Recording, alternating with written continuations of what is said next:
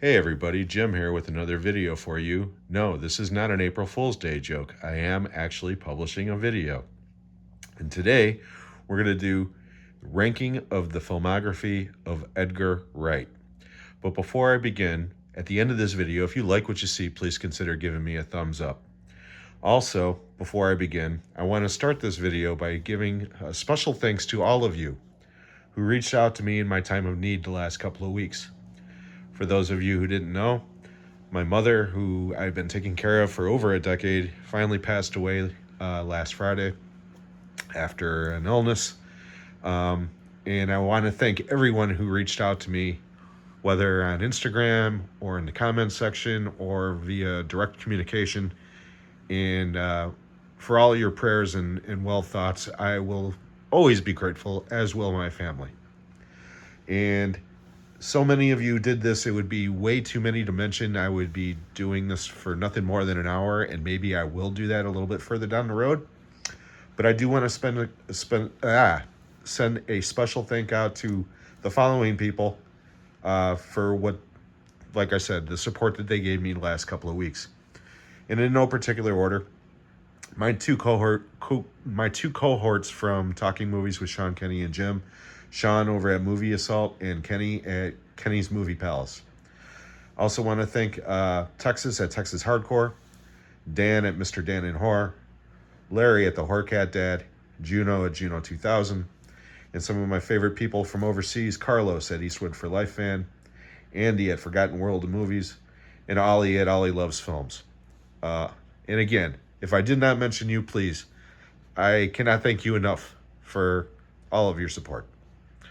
Okay, now that we've gotten through this, let's go ahead and do the ranking. Now, before I begin, I do want to mention a few things. Number one of the things that he is known for that I did not mention because it's just a little trailer was he contributed a trailer for the movie Don't in 2007's Grindhouse, which was the joint movie for Quentin Tarantino and Robert Rodriguez. And several of those fake trailers have been made into movies since then, like Thanksgiving from Eli Roth and Machete from Robert Rodriguez, of course. They've never made a movie out of Don't, but you know what? I kind of wish they would because the trailer is absolutely hysterically funny. So I did want to mention Grindhouse as a little special mention, okay? The other thing that I need to mention is three of the movies, probably his most famous three movies, that make up the Cornetto trilogy, are all part of this multi-pack. So when I get to those films, it will be the disc only, okay? But again, I love all three of these films, as most people do, and you'll definitely see where they land on the countdown. Now, we have 7 actual feature-length films that were released here in the States. He also released 2 films overseas. One is called The Sparks Brothers, which is a documentary about a band named Sparks, I guess. And the other one is called What the Hell Is It This Time, which is a concert film featuring the Sparks. I have not seen either of those films. I don't even know who the Sparks are. So those films will not be included in this countdown. So the other little thing that I want to mention before I begin is of these 7 films, I enjoy all of them. There is not a bad movie in the bunch. So just because something is ranked towards the bottom of the list, you shouldn't think that I don't like these films. The weakest of the films, which we'll get to in a minute, okay, number 7, I would still give 7 out of 10 stars. It's a solid film. So let's go ahead and begin with that 7th film. And this one came out in 2010, and it is Scott Pilgrim versus the World. This has got a fantastic cast. It's headlined by Michael Cera. But as you can see, you got Mary Elizabeth Winstead, Kieran Culkin, Chris Evans, Anna Kendrick, Allison Pill, Brandon Ruth, Jason Schwartzman. I mean, it's just a stacked cast. This is more or less a cross between an anime, and a live-action anime, and a video game. It's the best way to describe it. And this movie's crazy. It's over the top.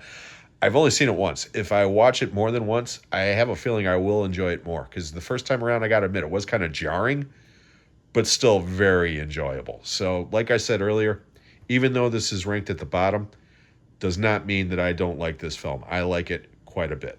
So number 7 is Scott Pilgrim versus the World. Coming up at number 6 from 2021, we have Last Night in Soho.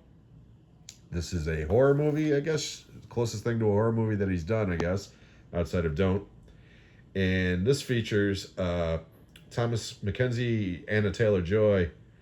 It's a really good movie. Again, just because it's ranked where it is doesn't mean that I don't like it. This is a solid psychological thriller. And I would give it 7.5 out of 10, actually. I really enjoy this movie. And again, if I watch it again, chances are I'm going to enjoy it even more. But as it is, really enjoyed this film. Got to give a shout out to Matt Smith as well. And it's just a good movie. I think you'll really enjoy it. I don't want to go into the plot too much because it will spoil it. Okay, number 5. And this might be the most controversial because most people would put this dead last, okay? But from 2025, last year, The Running Man. His, I almost said remake, but this is not a remake of the Schwarzenegger film. This is actually a straight adaptation of the novella that was based on the Stephen King novella, I should say. The first time I saw this movie, I liked it, but I was underwhelmed. I didn't like the ending at all. I still don't. But I have watched this movie a couple of times since. This was one of the last movies I did watch with my mom when I got it in. She actually enjoyed it as well. And again, upon repeated viewings, I've enjoyed this movie more. Again, I don't compare it to the Schwarzenegger movie. They are totally different. They are apples and oranges, different. This, as far as being a adaptation of the Stephen King book, up until the ending, it handles it pretty well. And again, I really enjoy this movie. And again, like Last Night in Soho, I would give this a 7.5 out of 10. Okay, the last 4, though, are gold. These are all gold, in my opinion. Okay, number 4 from 2013, the third installment of that Cornetto trilogy. And we're talking about The World's End.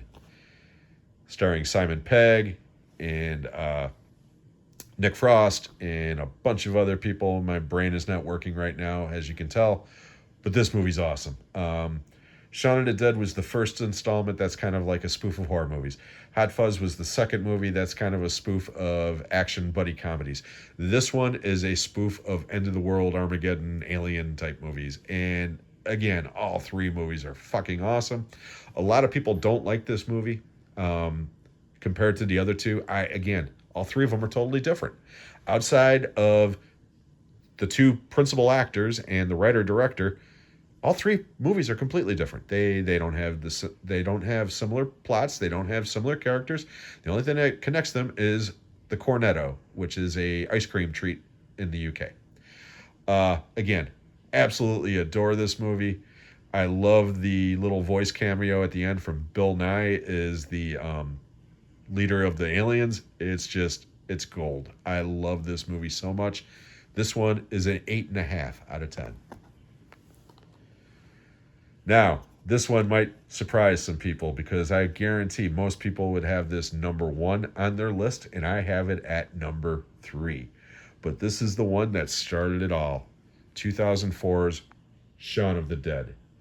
And again, starring Nick Frost and Simon Pegg, among others. Bill Nye's in this one.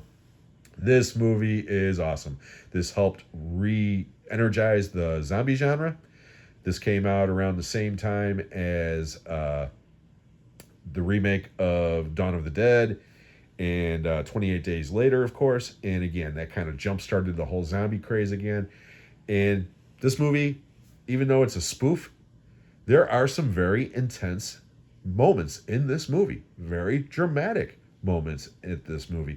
I dare anybody to watch the scene where Sean's mother turns, and not get a little lump in their throat. It's just an outstanding moment of acting, writing, and execution. This movie's great. It's just so much fun. This is one of those movies that I can watch on repeat. This is a 9 out of 10 for sure. Number 2. This one's a 9.5 out of 10. The second part of that Cornetto trilogy, Hot Fuzz, released in 2007.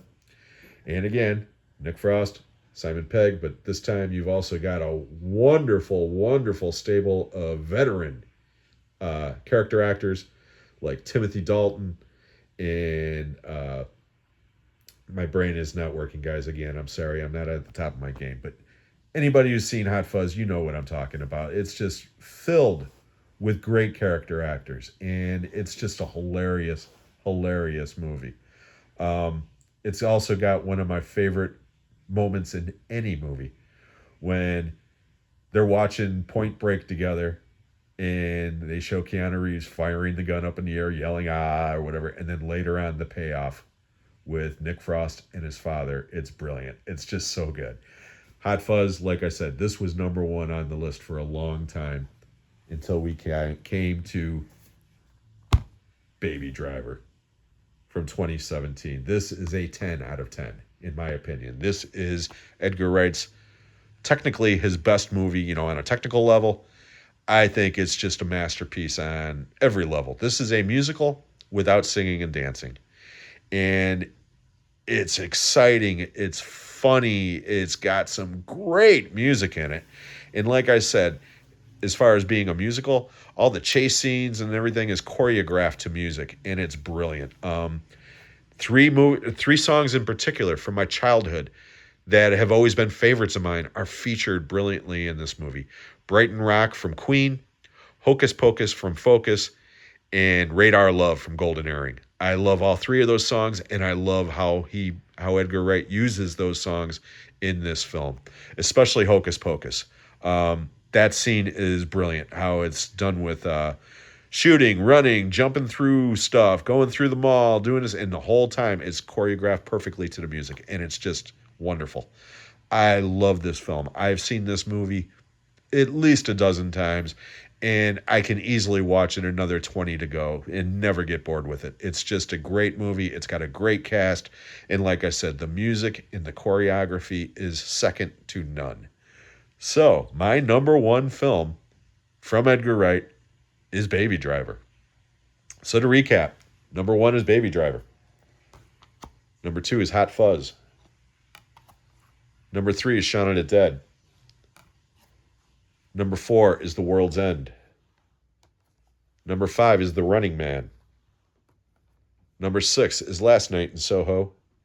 And number seven is Scott Pilgrim versus the World, with a special love shout out to Grindhouse for the trailer of Don't. I hope you enjoyed this video. If you did, please give me a thumbs up. I would really appreciate it. And again, I apologize if this was a little rough around the edges. I'm a little bit out of practice. I'm still a little bit emotionally raw about my mom, but things will improve soon. And again, one more time, I just want to thank each and every one of you for all of your support and prayers and wishes during this difficult time.